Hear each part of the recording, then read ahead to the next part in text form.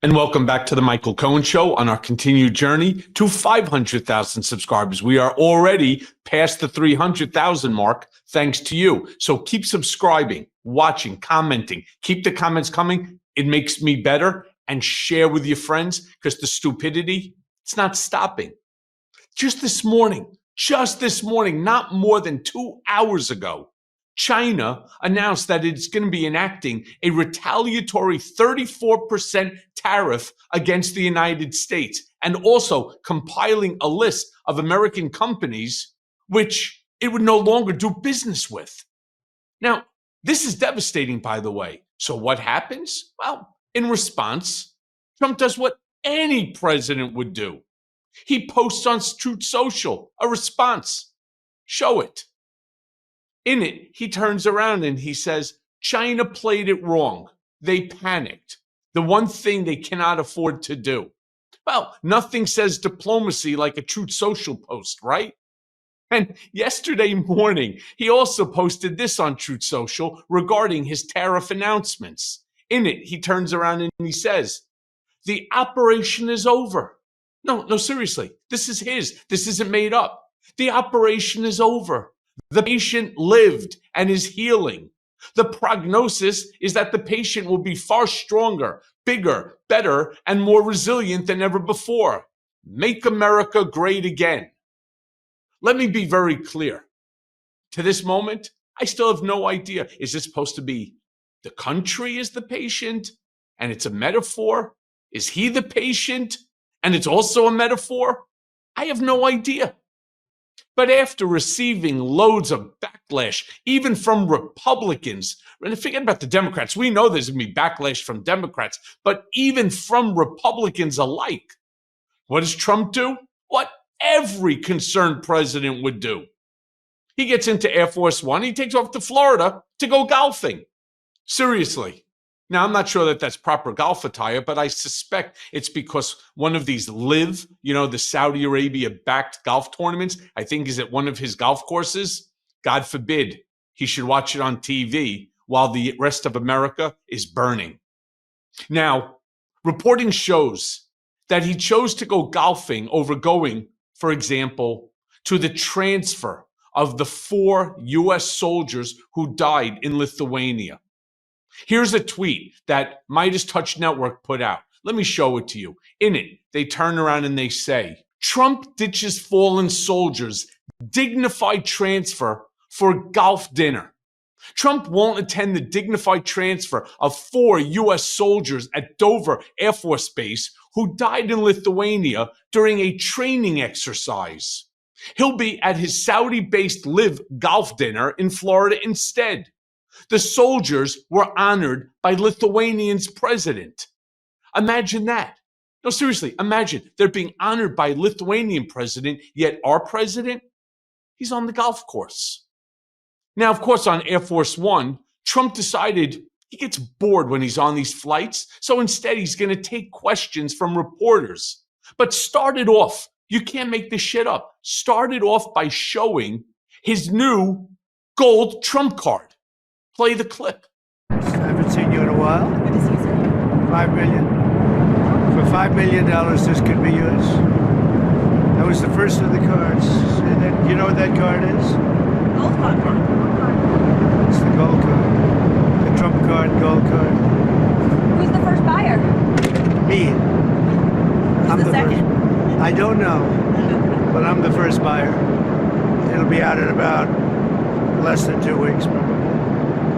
He's the first buyer on something that's going to be coming out in 2 weeks. Okay. Number one, I want to see the check for $5 million. Number two, why is he buying the gold card when he's an American citizen born in Queens? I know. I have a copy of his birth certificate. Isn't the gold card supposed to be able to get you citizenship? Once again, I'm confused. A reporter then goes on and asks him about the market crash. And of course, Trump does what Trump does. He blamed it on the bad economy that he inherited from the Biden administration. Play the clip. You ready for some questions? Anybody want to buy one? Okay, let's go. First, we'd love to get your reaction, sir, to what's going on in the financial markets today. Well, I mean, it's to be expected. This is a patient that was very sick. We really inherited a terrible economy, as you know, with a lot of problems, including loss of manufacturing and plants closed up all over the country. You know, we've lost 90,000 plants since NAFTA, if you think of that. 90,000. It's not even believable. And about 6 million jobs. And so it was a sick patient. It went through an operation on Liberation Day. And it's going to be a booming country, a very booming country. It's going to be amazing, actually. And we see it because we have trillions of dollars committed to come in. Trillions. Sure. He was also asked about 401ks. Play that clip. A lot of people were upset about how the Daily Mail. A lot of people were upset today about how their 401ks were doing. Do you have investments? Were you looking at them? I think our markets are going to boom. We've got to give it a little chance, but we're taking in jobs, and we're taking in industry, and we're taking in trillions of dollars. I think our markets are going to boom. Got to give it a little bit of time, but they've already started construction on numerous plants. Soon it'll be many, many plants all over the country. They're going, and Have you both been checking your 401k? You got to give that a little time. No, I haven't checked my 401k. Thank you very much. Sir, what was your Unbelievable.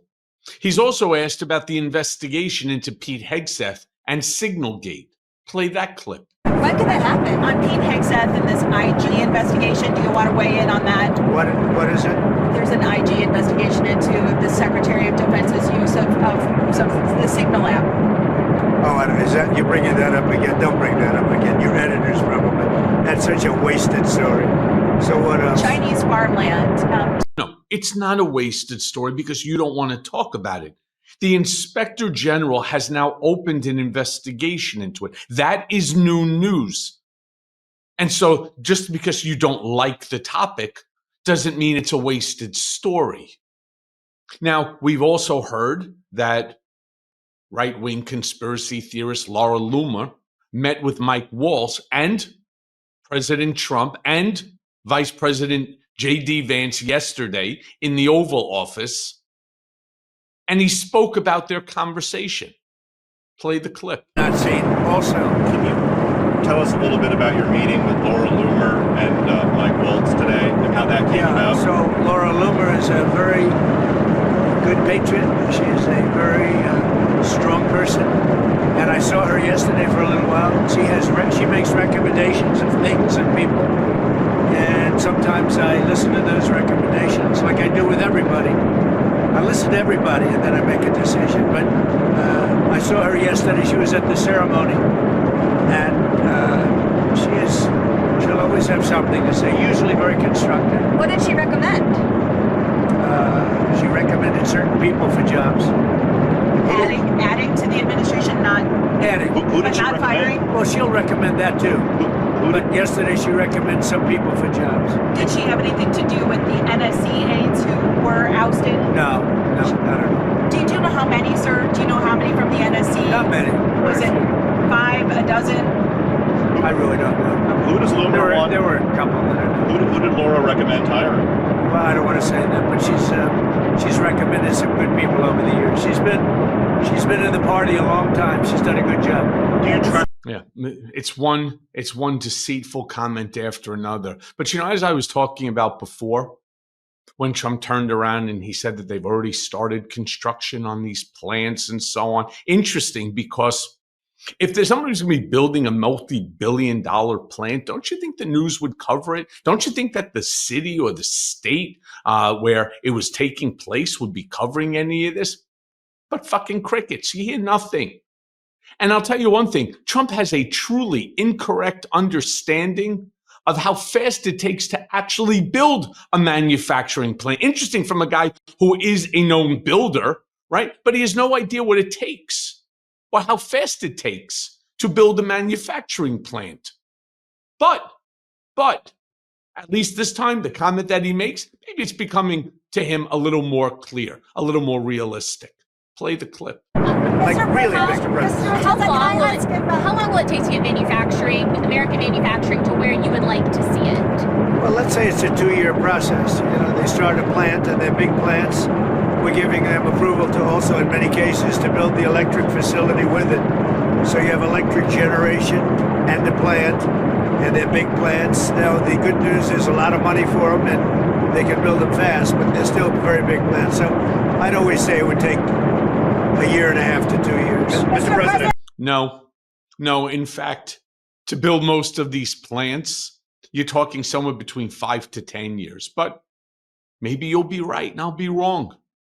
Now, lastly, Trump is asked if he's willing to negotiate with other countries before these tariffs come into effect starting next week. Based on how I started this video, what he really needs to do is to immediately, instead of talking to these reporters, he should be engaging in a conversation with President Xi of China.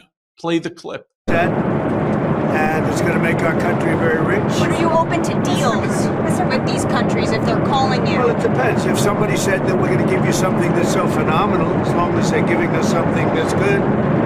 For instance, with TikTok as an example, we have a situation with TikTok where China will probably say, we'll approve a deal, but will you do something on the tariff? And the tariffs give us great power to negotiate. Always have. I've used them very well in the first administration, as you saw, but now we're taking it to a whole new level because it's a worldwide situation. And it's very exciting to see. And what it's done is driven a lot of great companies to our country, and you're going to see construction starting all over. I already got a couple of calls from Lee Zeldin from Environmental. He's got some big plans to approve. Like, really, Mr. President? Big plans to approve, but they've already started construction. TikTok, which, by the way, is a social media app that's not affected by tariffs. It may affect people's income here in America, but it's nothing to do with tariffs. I mean, again, the word vomit that we have to endure on a daily basis. It's why I say keep coming here. Let me keep exposing for you the truth, the facts. No more misinformation, no more deflection, no more distractions, just the raw and unfiltered truth. And then, of course, you figure out what you want to do with that. You want to engage in conversation with family members that, for whatever reason, still can't extricate themselves from the Trump cult? Or you have to do what I do. Keep screaming from the rooftops. This is going to destroy America. And as always, thanks for listening. Hey, everyone. First of all, thanks for watching. I mean, we're going to be posting daily episodes with reactions and talking about politics. We'll be talking about everything, in fact. So please like and subscribe. Join us on this journey.